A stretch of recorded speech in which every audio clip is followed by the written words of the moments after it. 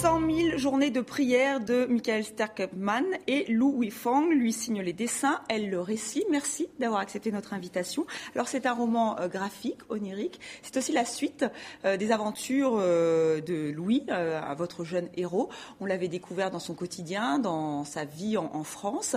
Il se posait beaucoup de questions sur ses origines chinoises, puisqu'il est d'origine chinoise. Et là, vous nous donnez donc les clés, vous nous racontez donc dans ce deuxième tome quelle est son histoire et surtout quelle est l'histoire de son pays.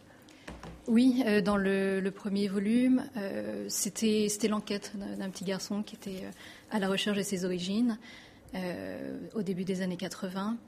Et le premier volume s'arrêtait sur une question sans réponse.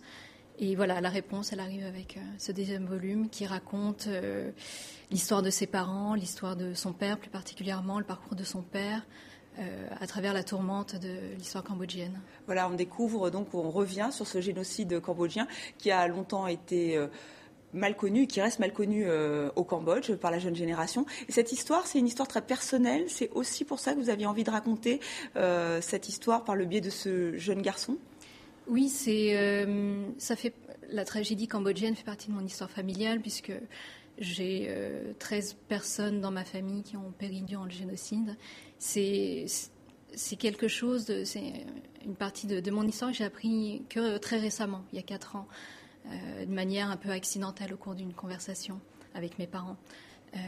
Ce qui était très, très étrange, c'est au moment d'apprendre ce fait-là, j'étais pas très étonnée. C'est comme si je savais déjà qu'il s'était passé ça. J'avais eu l'intuition de cette tragédie, en fait. Et en fait, c'est cette sensation de mystère, de choses que l'on perçoit dans l'enfance à travers les non-dits que je voulais raconter.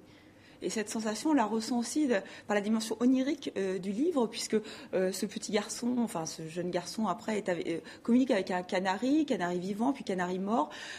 C'était important justement de nous faire ressentir toute cette histoire qui parfois, dont on n'a pas conscience, mais qui est dans nous, en fait. Oui, puis je voulais raconter cette histoire à travers les yeux d'un enfant de 8 ans, qui est beaucoup dans ses rêveries, qui est un enfant solitaire et qui vit donc beaucoup en rêve et qui n'a pas d'interlocuteur en fait pour essayer de comprendre ce qui se passe autour de lui. Donc il s'invente cet interlocuteur qui est son canari et c'était une manière plus douce d'aborder le thème du génocide. Et puis c'est ma manière à moi. Moi je n'ai pas subi le génocide dans ma chair, j'ai grandi en France. Je suis née au Laos et le génocide, je l'ai vécu de manière indirecte. Donc je ne pouvais pas raconter cet épisode-là à travers les yeux d'un rescapé, puisque ce n'était pas ma place.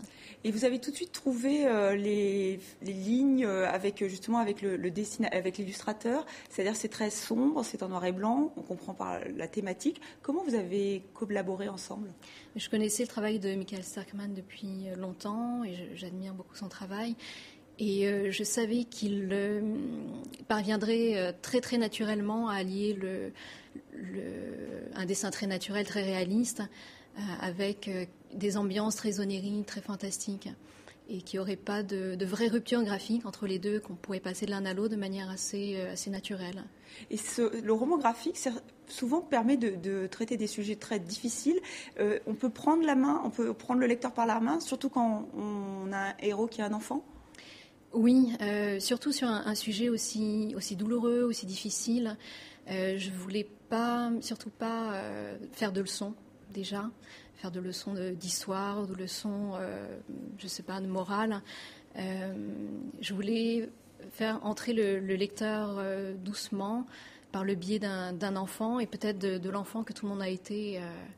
Et qui a été confronté au non-dit dans sa famille. Eh bien, c'est exactement ce que l'on ressent. Merci beaucoup, Lu Weifang, d'avoir accepté notre invitation. Et 100 000 journées de prière, c'est donc aux éditions Futuropolis. Très beau roman graphique. Et c'est la fin de ce journal. Merci à vous de l'avoir suivi.